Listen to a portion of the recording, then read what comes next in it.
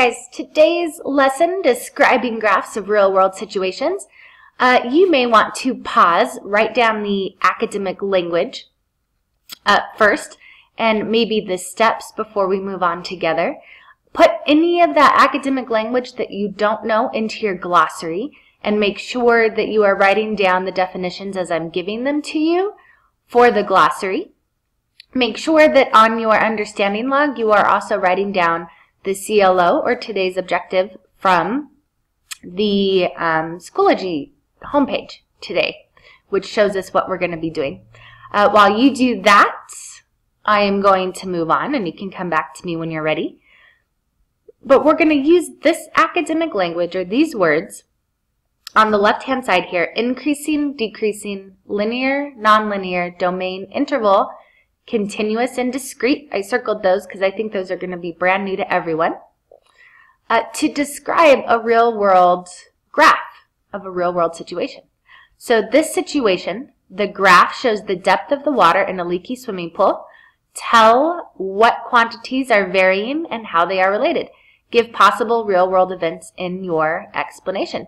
So here on the x-axis, we have time in hours. And on the y-axis, we have the depth of water in feet. Okay, so our depth starts out at, it looks like, 2 feet deep. So whatever water we have going on here, it starts out at 2 feet deep. So step 1, what is the independent and dependent variable?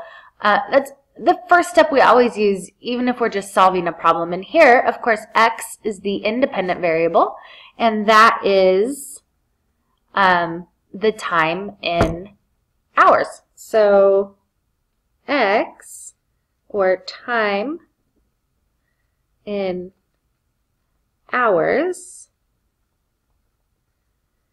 is the independent. And that makes the depth in feet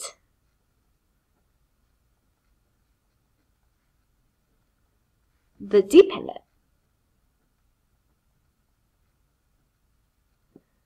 Okay?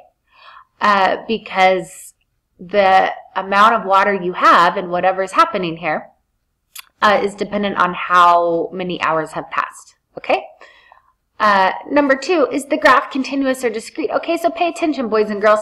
These are the new words that I was talking about. Continuous, and it'll make a lot of sense just based on the word continuous. Continuous is something that happens continuously, right? So if you look at this graph, there's no spaces in this graph. It's smooth. It's a smooth curve. Starting, let's see if I can do this. Starting here, it's a smooth curve, which means I can follow it with my pen without picking my pen up, right?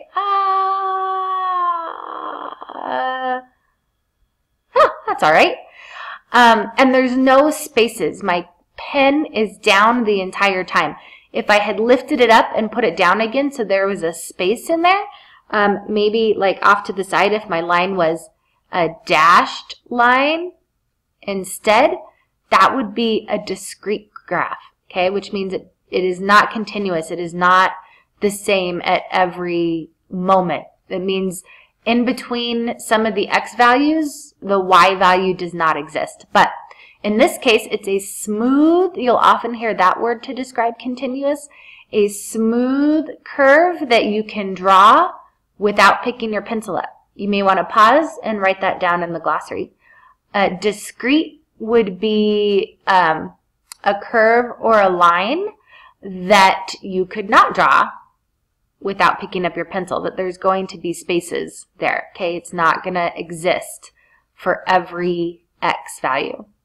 So is this graph continuous or discrete? Obviously, continuous.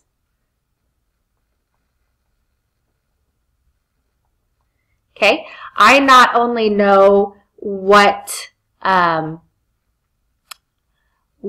depth is at 2 feet, right? But I can tell what it is at 2.5 feet because there's still a line there, even though there's not a number written down.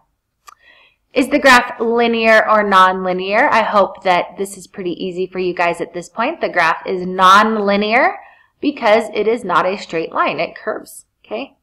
It curves. Cool. So nonlinear.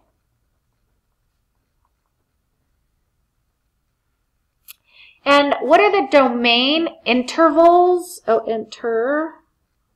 intervals. Sorry, you guys. Where the graph is increasing and decreasing. Okay, so this is interesting.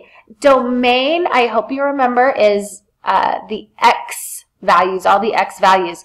So our domain for this whole graph looks like we start here at 0, right? And our graph goes all the way over here, and it looks like it goes on forever. So domain are all positive numbers, right?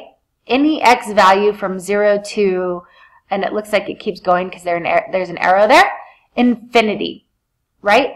But what values in this particular graph, and let's just stop at 16, the last number, at which values is our graph increasing? At what interval? And so it looks like it starts off here, but it starts off decreasing, right?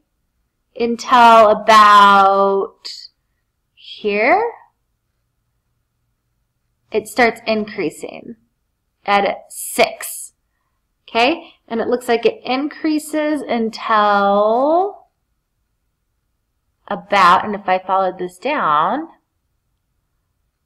11. So the interval, or the amount of time during which the depth of the water is increasing, is from 6 to 11. So because those are the x values, the domain, it's asking for the domain interval. Which x values is this increasing? It's increasing from 6 to 12. So we're going to write that in interval notation. So x, our domain, turn on my pen. When x is less than or equal to 12, or greater than or equal to 6, it is increasing. Okay, and that's how you write it in interval notation. I don't know why this doesn't like the word increasing. It never lets me write it. So that's increasing. Right there is increasing. Huh. Okay, now where is it decreasing? And actually I'm just going to write this up at the top because it looks like I've reached the end of my mouse pad there, which is why it's not doing a good job.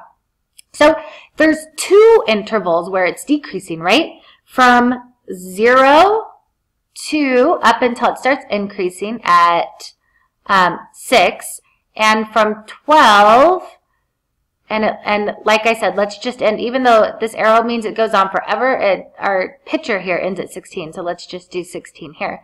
So from x is greater than or equal to 0 to less than 6. Now that's interesting. Why didn't I do less than or equal to? That's because at 6, I have down here at the bottom, if it's equal to 6, it's increasing. So you have to choose at which point it's equal to 6, either the increasing or the decreasing. So on this interval, x is less than 6 or greater than or equal to 0, it is decreasing.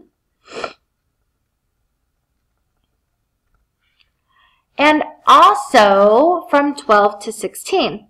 So if x is greater than 12, and remember it's not equal to because I had equal to 12 at the bottom there, and less than or equal to 16. So it's decreasing along those 2 intervals of the x-axis. I'm going to stop this particular video for the notes, and I'm going to do one more short video that's going to do some matching problems.